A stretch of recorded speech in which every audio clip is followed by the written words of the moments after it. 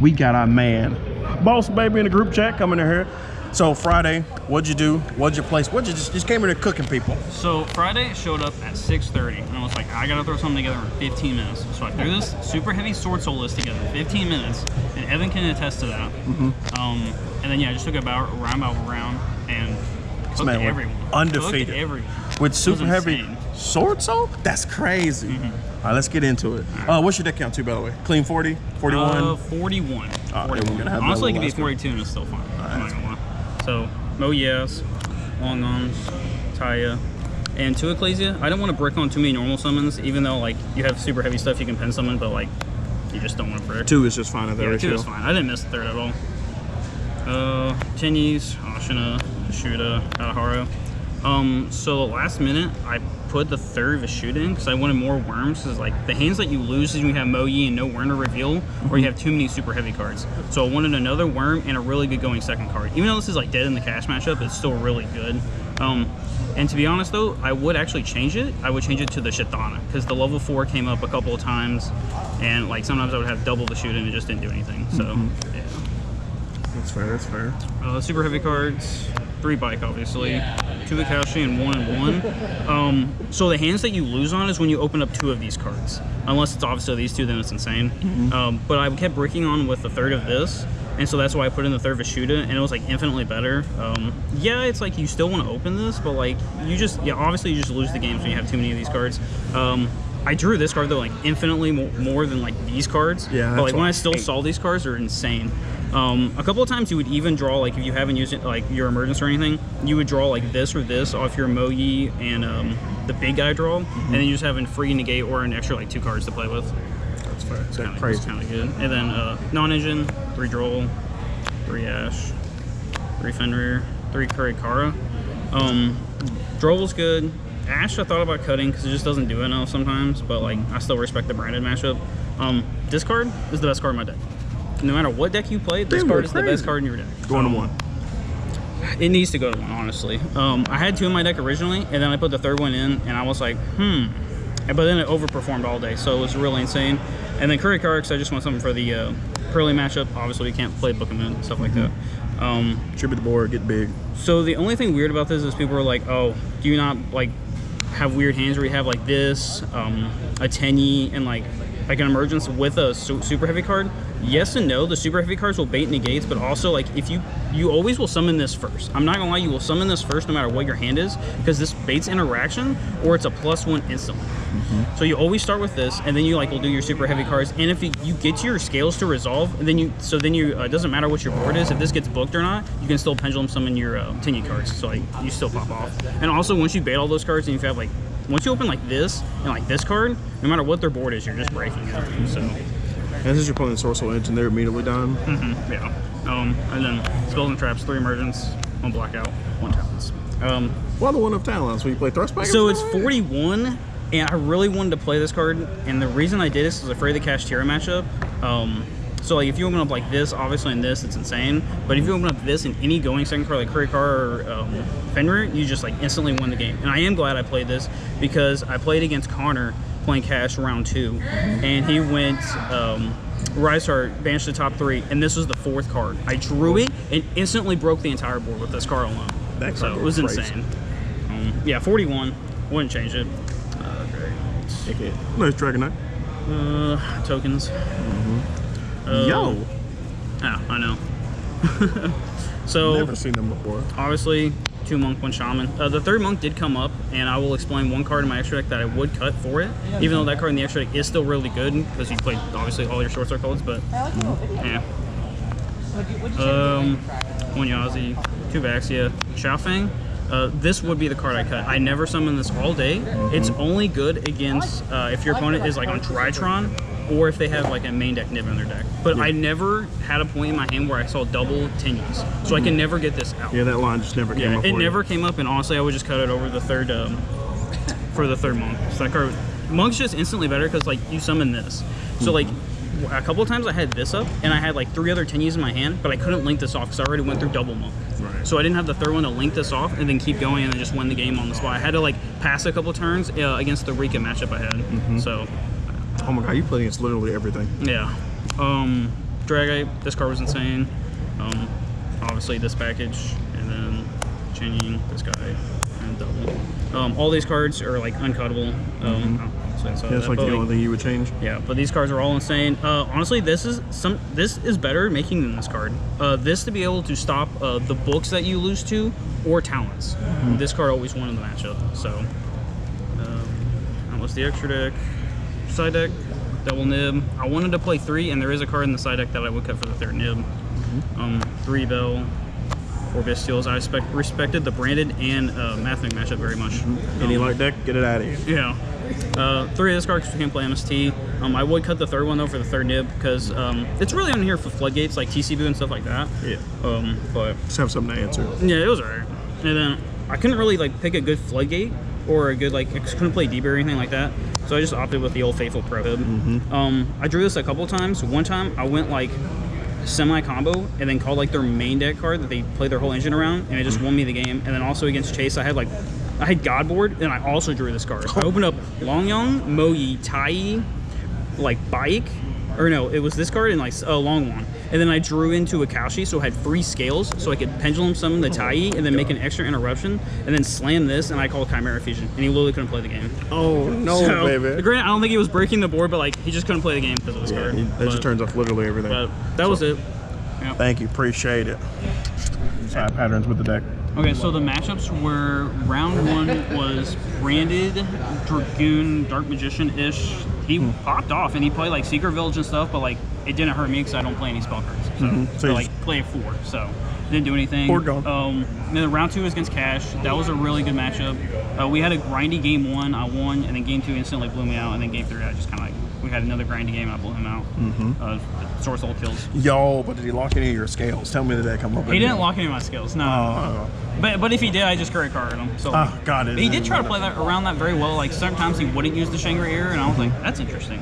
But he learned. Yeah, he did learn. Because he played against Chase, and he did that, and he played right into Kirk R. Yeah, he cooked shit. And then round 3 was Clifton. And game 1, he made like full Pearly board with a Fender set 3, broke his entire board. Oh my god. I made up a Cheese Chow, I had Curry Car, I stole his Fender, and I had like another Synchro, and I had like a set card. He did like semi-break it back, but then he was at 200 life points, that's what it was. So his My Friend, because he wanted to search Lily, and he's like, this doesn't do anything. And I'm like, yeah, you can search the regular Pearly. And he just like normal summoned it, he hit the Happy, but I was like, Cheese Chow negate. Yeah, like, negated. You don't do anything after that? Like, yeah, I didn't do it. So it was that. And then round 4 was the Rika matchup, which I was really scared of. I did play Giovanni? Huh? You played Giovanni? No, it was the dude with the piercings with long curly hair, wore a hat. I don't really know his name. I think I know what you're talking about. Yeah, he was playing the Rika deck, and I had saw him round 1 or 2 playing Eli, and he cooked Eli because he summoned Cactus Bouncer. And I was like, I can't answer that card. I don't have Imperm in my deck. We got a crispy game 1 over here. Crispy? It was crispy. Oh my god, I'm going to go back and watch. Play a card. Huh? What happened? Murder. Oh, he got murdered? God, Oh my god, Scott about to put in It work. was 11 in ear rip, and then he mortared, and then he had tactics in hand, and then he looked at his hand, he ended on Borland and Boral Savage. Yeah, God, He literally had nothing. Scott, you may be the one. That's pretty good. I like what I saw. So yeah, round 4 was the Rika matchup. I won the dice roll. I made an okay board, and then I passed because all I had in my hand was a Nib Droll. And all I had was like a Chi Shao and like a set blackout or something. So like it was very mediocre, but like it got me there. Game 2, I didn't open up any hand traps. He went Giga combo. I had like double Mo Yi, the Bing K, and like Soul Guy or something. I had a terrible hand, but I was like, he went Giga combo, so I was like, I wasn't winning this anyways. We go into game 3. I put up an okay board, and then I prohib. I call Dark Ruler because I saw it game 1. He Dark Ruler Pankratops me, even though I stolen the match. Yeah. But he Dark Rulered me, panked me, so I was like, all right, I lose the Dark Ruler, so I'm like, I'm just going to call it, even though he may not even have it. So I did, and he like semi-broke my board. The only thing he couldn't out was Draco Berserker, so I kept up, and like I swung, did some damage, and then just like passed. And then he like drew pass, I drew. I just kept drawing 10 cards, but I didn't have my setup scale, so I couldn't do anything. And that's where the 3rd monk came up, to link off the Berserker, off and then be able to go. keep going. Because I would have OTK'd that. No matter what he had in his hand. So it was in a grinding game 3, but like I ended up winning. And then round 5 was Chase playing the Chimera deck. Those are really good games. Fenrir. Oh, the game 1 though Fenrir go crazy. was sus because I opened a Blackout, Fenrir, and like Long Young and like out of heart, some bad worm. So I was like, this hand's ass. So I summoned Fenrir, used this effect to try and bait a droll. He didn't droll me. So then I just summoned Long Long, made the Chen Ying. Where is he? Chen Ying. I wanted to make this card, but I didn't. So instead I made this. Because I didn't want the Baron, because the Baron didn't do enough, so I played this, and then I wanted the Blackout live, and the Blackout wouldn't neg me any card because this would protect itself, and also that deck will banish cards, so it's like this will gain a lot more value than a Baron or the other guy, so I decided to make him.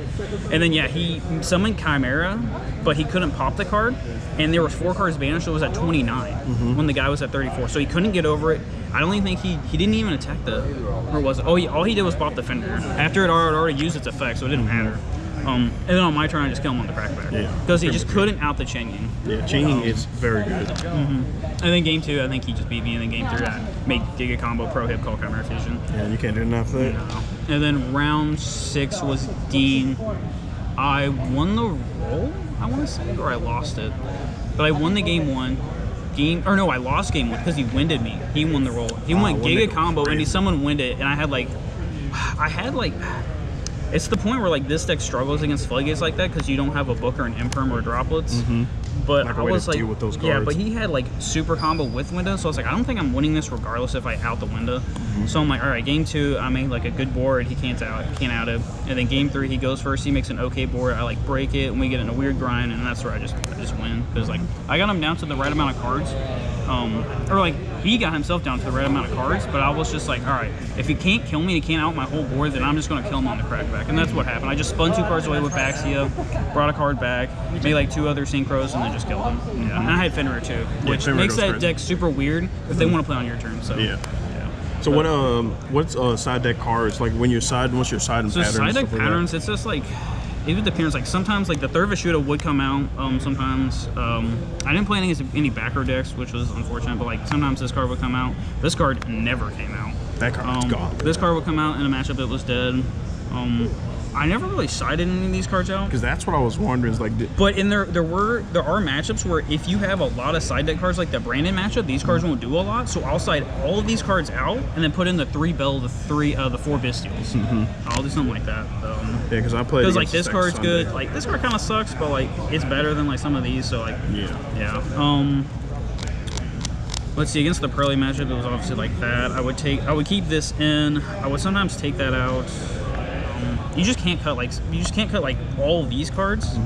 You could side out like this, but it was typically bringing in, like if I know they're going to side in a floodgate, I'm putting this in, and I'm taking like this out because it's generally bad, or I'm taking out Courier Card because it's just going to play more into the floodgate. And then like I was really scared of the Unchained deck was the only deck, which is why I wanted to play 3 of this. Because that deck doesn't inherently lose the droll. It doesn't really like instantly lose the Ash, and it plays around Courier Card at an okay amount outside of the rank 6. So that was the only matchup I was scared of. Which Gold was playing that, but I dodged him all day, so I didn't play him. That's fair. Because he was cooking with that deck. The side patterns are pretty straightforward. You will typically never side in more than 5 cards because your Tenyies are kind of like pseudo hand traps. They just help you go second. Same with Fenrir. The cards are just insane. That is true. Like so there would be also like I would probably also side these out against the Unchained matchup because they have a lot of pops. So if I stick this, if I do this first, and they end up like popping this, obviously this does nothing and it'll hurt the Fenrir. So I will typically I'll probably side all this out and then put in like better cards like the Bestials and the Bells, because they're infinitely better than these cards. And then like if they want to pop like a Vishuda or something, fine. But like these cards will infinitely bait interruptions, so then you can just normal summon Mo, your special, your Ecclesia, and you just pop off. Yeah, then you just go from there. Yeah. Oh, it's insane. But siding patterns are kind of straightforward depending on the matchups. Again, you'll never side in more than 5 cards, and you'll never like, even going first, you'll probably only put in like just the 3 prohibs, or like side in and out of a hand trap that's not good in a certain matchup. Like if Droll's not good, you have the card, you just swap out with it. Yeah, like in the Brandon matchup, like this would just come out, and like this would come out. So like this would be like the one matchup, like this and this would come out against the Brandon matchup, because like if you summon this, they're just going to Mirror Jade, banish it. You still have an out of the Mirror Jade, they have follow up, and you just neg one. So like this is bad against that deck. Personally, I think so. That's understandable. But That's all because you have the bells and the bestials to deal with everything else. All right. Thank you, Colin Mike, for your winning list.